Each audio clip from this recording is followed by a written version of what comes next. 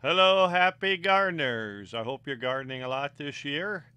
The first picture I'm going to show you today, in April 15th, is my biochar can. It seems to be smoking and loosening up at the seams. I put wire around it, but it still seems to have a problem. Hopefully, I didn't lose my biochar. How do you know if you did or not? The dry grass that's in there will not be there. It'll just be ashes. You don't want ashes. You want the resemblance of the grass, but it's black and it can crumble in your hand, but it does not turn to ash when you make biochar. Well, I had this pot and I had this idea, which I attribute to the Holy Spirit. In the Bible, when Jesus did that miracle of turning water into wine, Mary said, whatever he tells you to do, do it. Well, that's how you should have that kind of relationship with the Holy Spirit. He told me, just put dirt over those old plant of yours, and some of it'll turn into mulch, and some of it'll grow. And looky there. Look at this. I got marigolds coming out of this hay pot. My exclusive hay pot.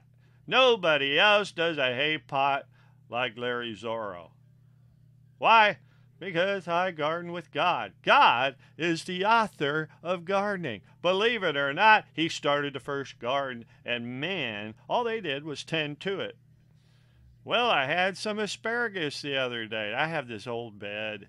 It really needs to be worked. Half of it needs to be dug up, more hay put into that ground, and then put some manure and really put some nice loose soil on there, and I'll have more asparagus than I ever dreamed possible, but I haven't yet done it.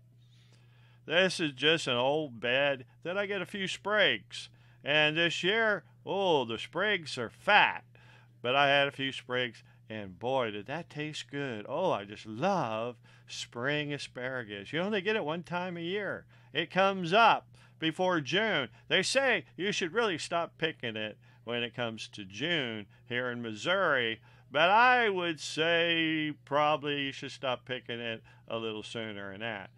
You want some of that asparagus to grow into a big asparagus plant, and maybe drop some seeds. That might help.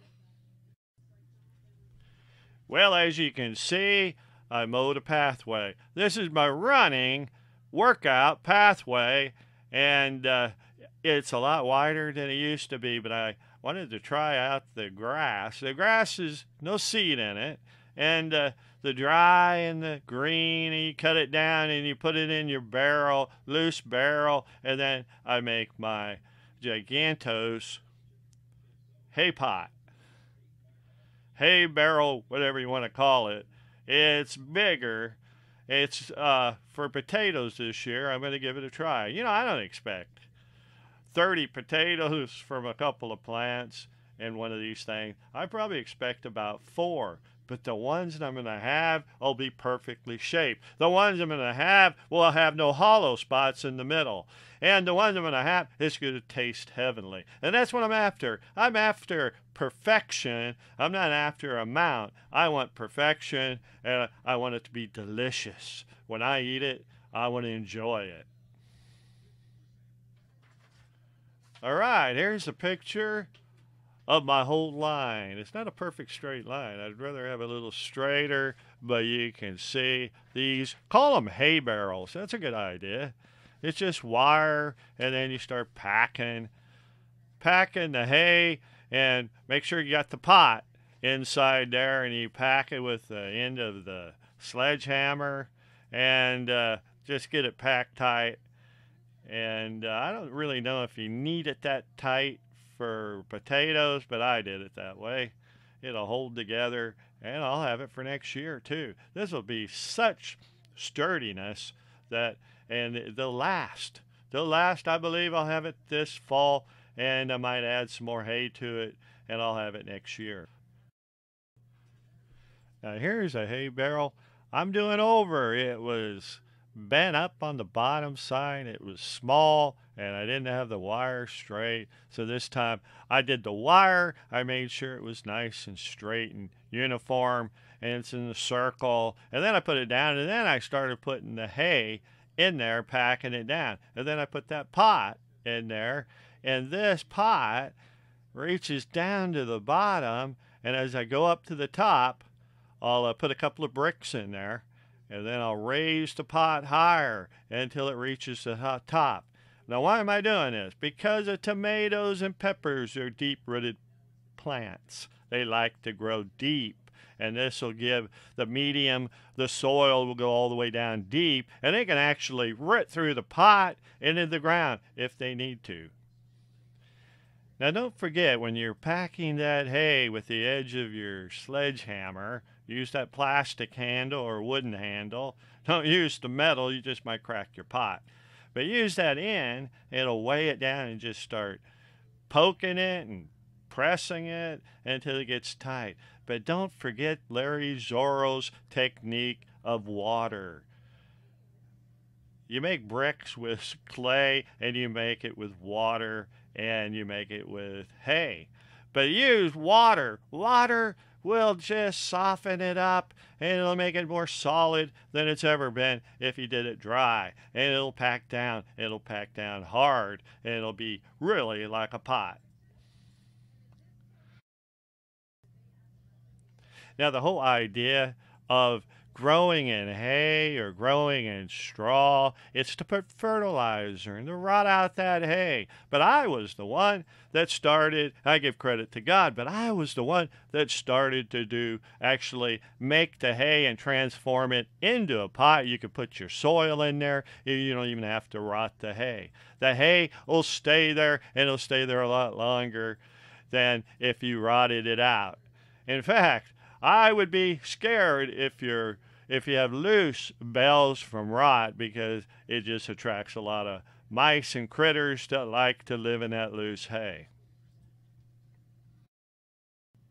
Now, my books are timeless in that they give you the concept of growing in hay. Now, I was never really a fan of using inorganic fertilizers. Soaking your hay or your straw bale in that fertilizer and letting it decay, and then punching a hole with your hand or something and just planting in that fertilizer mixture. How can that be healthy for a plant? But I guess people who've grown stuff, I guess you can grow in fertilizer, but I like organic methods. I like using cow manure. I like using chicken manure, rabbit manure, or some kind of natural ingredient instead of getting all chemicals into the plant's roots, and maybe even burning the plant. Well, I'll leave you with a picture of some radishes I grew last year. Oh, they were perfect. Look at them. They're so perfect. And I didn't use any insecticides. Now look at that. And they tasted delicious. They didn't have any pockets of holes in them. And I did it by digging out a trench and layering a barrel full of a hay or grass. Like I told you before in my video, you just put it into a trash barrel, your hay, and then you put that as the first layer in your trench, and then you put the topsoil that you've taken out and you put it back in. You can put some manure with it, put some other additives with it if you like, and then put it right on top, and then grow your seeds. And anyway, I've had such great results in my trenches doing it that way. Well, this is Larry ZORO. Have happy gardening. And if you don't have fun, don't garden. See you later. Bye.